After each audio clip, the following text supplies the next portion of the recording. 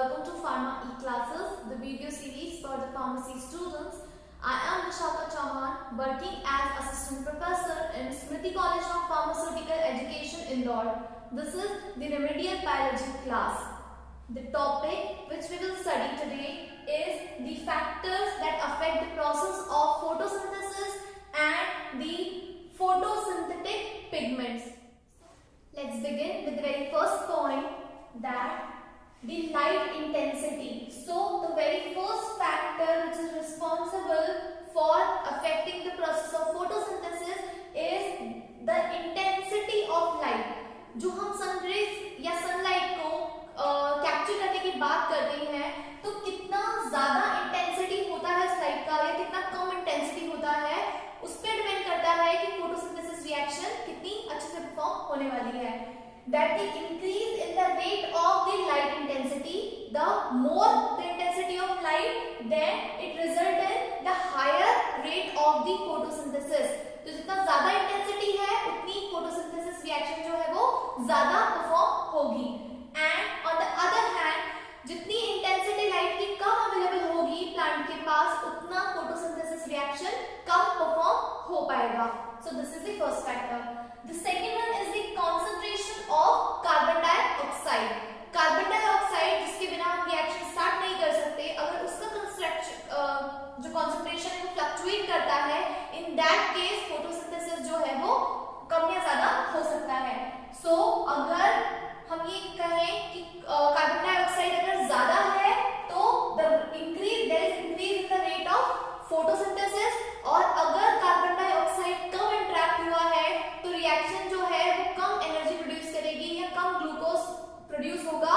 तो हम ये कहेंगे कि जो प्रोडक्ट है, जो फोटोसिंथेसिस रिएक्शन है वो काफी कम हुई है. और अगर carbon dioxide interacted sufficient amount में या ज्यादा हुआ है, in that case there will be increase in the rate of photosynthesis. The next is temperature. Temperature range बहुत इंपॉर्टेंट होती है. हमारे पास इतने अलग अलग टाइप के एटमॉस्फेरिक कंडीशंस और टेम्परेचर होते हैं. हर सीजन के हिसाब से टेम्परेचर कम या ज्यादा, मॉडरेट, सभी तरीके से होता है. तो अलग अलग फोटोसिंथेसिस रिएक्शन जो है टेम्परेचर डिपेंडेंट हो जाती है. टेम्परेचर डिपेंडेंट होने की वजह से जो सबसे कम रिएक्शन होती है वो सबसे कम प्रोडक्ट प्रोड्यूस करती है. और जब there is very high intensity of sunlight and temperature around the atmosphere, then in that case हमारे पास जो है फोटोसिंथेसिस प्रोडक्ट बहुत ज्यादा अच्छा हो जाता है. और जो एक सूटेबल टेम्परेचर रेंज रिक्वायर्ड होती है जब हमें ऑप्टिमम प्रोडक्ट डिजायर होता है, उसके लिए जो रेंज है that is 25 degree Celsius to 35 degree Celsius. अगर इतना टेम्परेचर मेंटेन होता है तो फोटोसिंथेसिस रिएक्शन जो है वो काफी अच्छे से अपना प्रोडक्ट प्रोड्यूस कर पाती है. Water is another important factor. क्यों? क्योंकि डेफिशिएंसी हो जाए अगर वाटर की, तो सबसे पहले जो इनटेक ऑफ कार्बन डाइऑक्साइड है वो काफी कम हो जाएगा. मतलब कि काफी कम अमाउंट ऑफ कार्बन डाइऑक्साइड जो है वो इंटरैक्ट हो पाएगा, जो कि वाटर की मदद से होता है. Scarcity of water leads to the refusal of stomatal opening. That means कि जो स्टोमेटा है उसकी ओपनिंग को ये काफी स्लो कर देगा या ऑलमोस्ट ना के बराबर कर देगा, क्योंकि उसमें वाटर की कमी है. To retain the amount of water they have stored inside. और इसीलिए अगर इस वाटर की जितनी भी आपके पास स्कैसिटी है, अगर आप इसको ओवरकम करना चाहते हैं, देन प्लांट को जो है सम अमाउंट ऑफ वाटर जो है वो एक्स्ट्रा स्टोर करके रखना पड़ता है. तो इस तरीके से जो है वाटर जो है अनदर इंपॉर्टेंट फैक्टर है फोटोसिंथेसिस में. The next one is pollution. वैसे भी हमें पता है कि पोल्यूशन के बहुत सारे डिसएडवांटेज हैं ह्यूमन के लिए, प्लांट के लिए, पूरी जितनी भी हमारी जो ऑक्सीजन स्पीशीज है, जितनी भी हमारी जो जीवित स्पीशीज है, उन सब चीजों के लिए. इन दैट केस हमें ध्यान रखना चाहिए कि पोल्यूशन से सबसे ज्यादा अफेक्ट होता है फोटोसिंथेसिस, इंडस्ट्रियल पॉल्यूटेंट्स एंड कुछ अदर पार्टिकुलेट्स जो एटमॉस्फेयर में होते हैं, जो कि काफी हार्मफुल होते हैं, जो कि गैस में इंटरैक्ट पार्टिकल्स होते हैं, वो भी कभी कभी काफी हार्मफुल होते हैं. तो ये सारी चीजें क्या करती हैं, they may settle on the leaf surface. यानी कि आपकी जो लीफ की सरफेस है उस पे इस तरीके के पार्टिकल आपके अगर सेटल डाउन हो जाते हैं, सो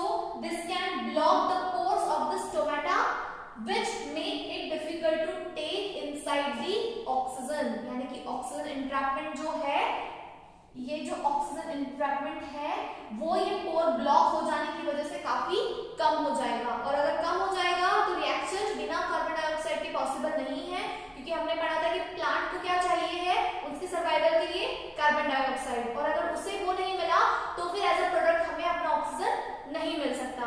तो इसीलिए ये पॉल्यूटेंट्स जो है ये भी काफी हद तक आपकी फोटोसिंथेसिस रिएक्शन को प्रॉब्लम करते हैं। तो ये सारे पॉइंट्स जो थे, ये सारे वो फैक्टर्स थे जो आपकी फोटोसिंथेसिस रिएक्शन को इन अ गुड और बैड वे अफेक्ट करते हैं। किन चीजों की कमियां ज्यादा होने की वजह से हमें अच्छी फोटोसिंथेसिस रिएक्शन मिलती है, ये हमने देखा। The next thing, the photosynthetic pigments. Pigment word आते ही हमें, जब इतनी सारी वीडियोस में हमने देखा कि पिगमेंट्स जो थे वो ग्रीन कलर थे, प्लांट और स्टेम्स और इन सब चीजों का मैक्सिमम ग्रीन कलर होता है, और जो रिस्पॉन्सिबल चीज है वो है क्लोरोफिल। तो देखें कि 4 different types of pigments which are present in the leaves and responsible for those colors। तो ये क्या है? सबसे पहले है chlorophyll A, the next is chlorophyll B, then the xanthophylls and the carotenoids। ये चारों चीजें जो है these are the pigments, these provide coloration to the plant and plant parts, especially the leaf। The next is the chlorophyll, जो कि सबसे important है, तो मैं आपको chlorophyll के बारे में बता देती हूँ। That chlorophyll is a green pigment found in the chloroplast of the plant cell। जहाँ plant cell है वहाँ chloroplast में आपको located मिलता है chlorophyll। This green color pigment play a vital role in the process of photosynthesis। ये तो हमें पता ही है कि बिना इसके जो है हमारा इंट्रैक्टेड ही नहीं होगा सनरेज का प्लांट के पास, तो जो है प्रोसेस शुरू भी नहीं हो सकती। तो ये अपना बहुत इंपॉर्टेंट या वाइटल रोल प्ले करता है, permitting the plant to absorb the energy in the form of light, और simply you can say that कि जब तक सनलाइट एब्सॉर्ब नहीं होगी तो फोटोसिंथेसिस नहीं होगा, और एब्सॉर्ब होने के लिए उसे ये क्लोरोफिल चाहिए रहता है। Then chlorophyll is a mixture of chlorophyll A and chlorophyll B। It's a good combination of chlorophyll A and B, जिसकी वजह से ये पिगमेंट बनता है and it provide coloration to your leaves or the plant। Then importance of the photosynthesis, the last thing which we are going to study in the particular topic photosynthesis is कि हमने इतनी सारी चीजें, process, steps, mechanisms पढ़े, factors affecting पढ़े। अब हम देखेंगे एक बहुत शॉर्ट में कि फोटोसिंथेसिस की क्या इंपॉर्टेंस थी ऑल इन ऑल हमारी लाइफ के लिए, प्लांट के लिए और ये पूरी ह्यूमैनिटी की एग्जिस्टेंस के लिए।